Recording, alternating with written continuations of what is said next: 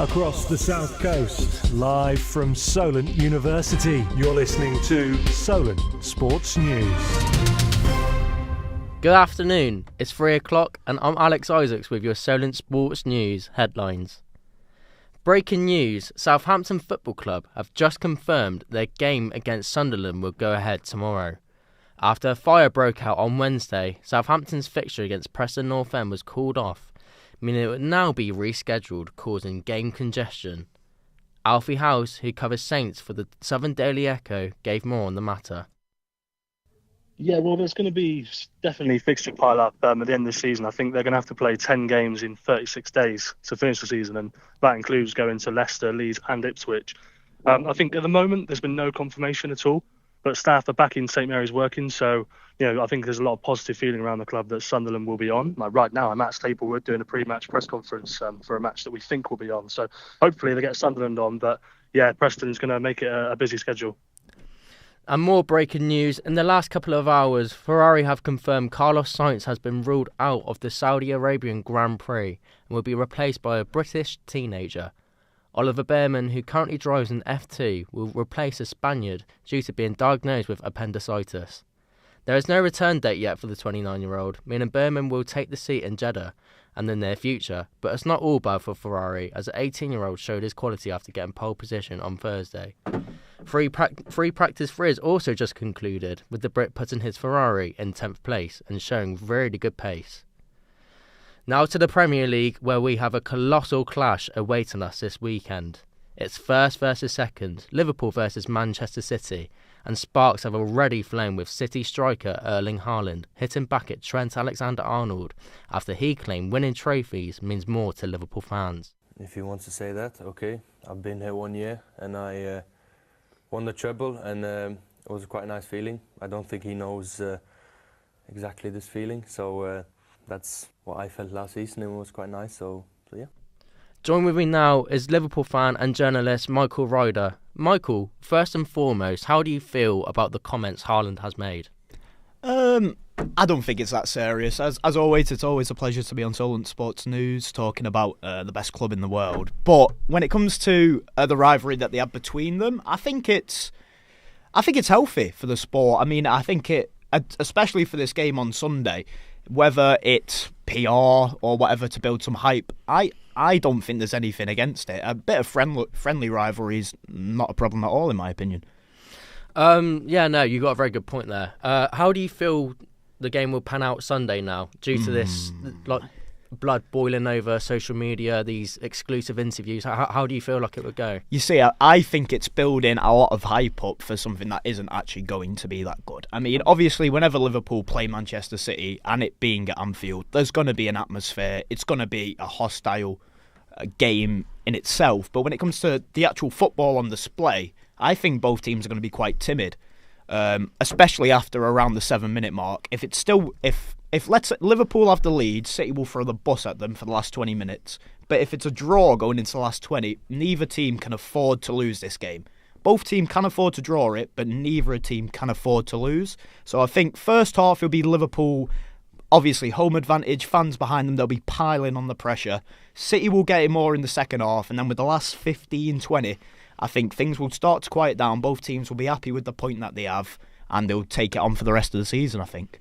And how do you feel like the league will pan out this season? Do you feel like you're going on to do it, or do you feel like City will do one of their runs and take it at the end? From a Liverpool fan point of view, I'd love for us to win the league. It's always what a Liverpool fan wants, because we've, as you know, won the Champions League 6 times, won the FA Cup so many times, but the Premier League has been one of the trophies that has escaped Liverpool fans and Liverpool Football Club. But from a journalistic point of view, I actually don't think either team are going to win it, which is shocking. I actually think Arsenal are going to win the league.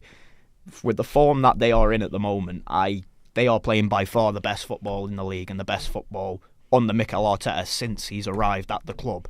And with the injury crisis Liverpool have been hit with, and to be honest, I don't think City have been quite the same, especially when Rodri's missing, and he is a vital cog in that machine. But he's quite injury prone for a CDM.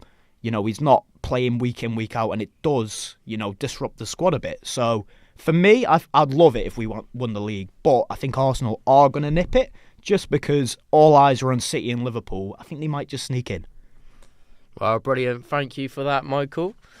Going back to the Championship, Leicester City are in hot water after potentially 2 alleged breaches of FFP rules. The club have broken the top division's £105 million loss limit for 3 years, ending last season.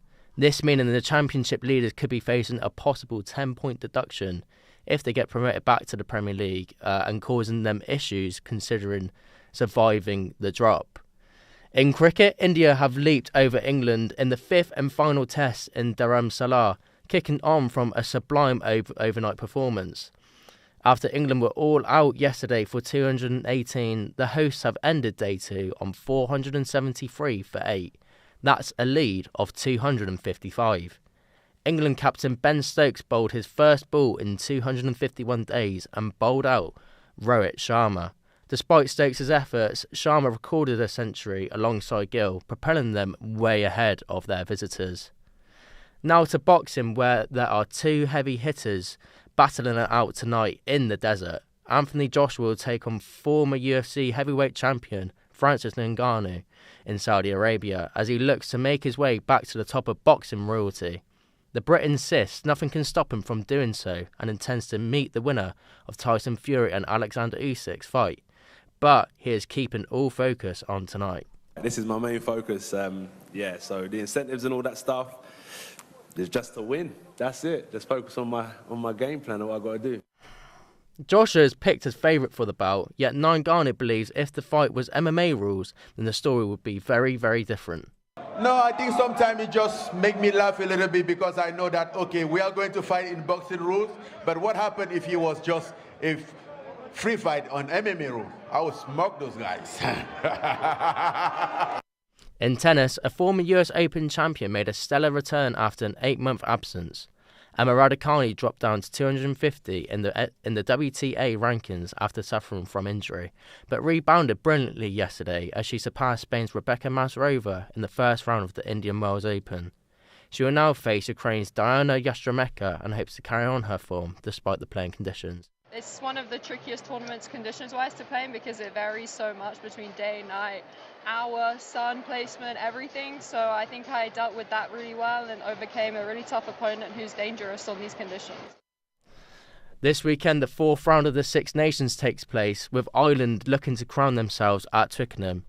Tomorrow, England have the task of holding off Ireland, who have stormed the tournament so far. And if they win tomorrow and secure a bonus point, they will secure the title. For the Roses, a win will put them closer towards Ireland and close the gap leading to next week's finale. Harlequins scrum half Danny Kerr will also win his 100th cap off the bench for England tomorrow, joining a decorated list of talent including Owen Farrell and Ben Youngs.